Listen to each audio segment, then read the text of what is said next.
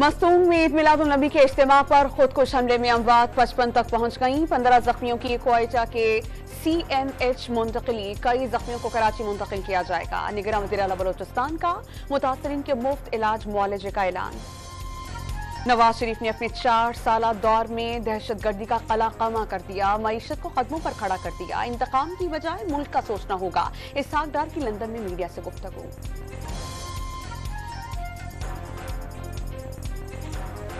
साबिक director general FIA Bashir Memon Muslim League Noon में शामिल। बशीर मेमन नवाज शरीफ के इस्तकबाल के लिए कायम कमेटी के कन्वीनर भी मुकर्रर। महकमा रेलवे की नाअहली या गफलत, 3 रोज से बंद पाक बसेस ट्रेन की ऑनलाइन एडवांस बुकिंग कर ली गई।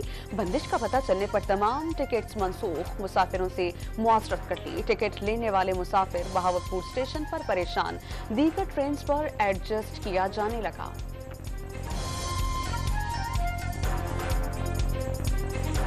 वर्ल्ड कप के वार्म अप मैच में पाकिस्तान को 5 विकेटों से शिकस्त। न्यूजीलैंड ने 346 रन का हदफ 44वें ओवर में हासिल कर लिया।